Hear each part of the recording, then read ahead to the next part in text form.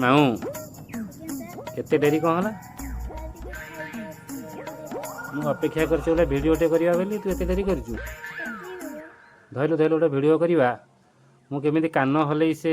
Ricky देखा कहे मुझे कान हलाए से देखा तू टे देखी देबू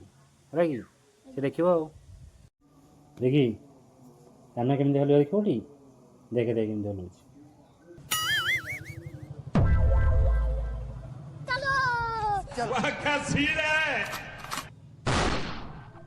अबे साले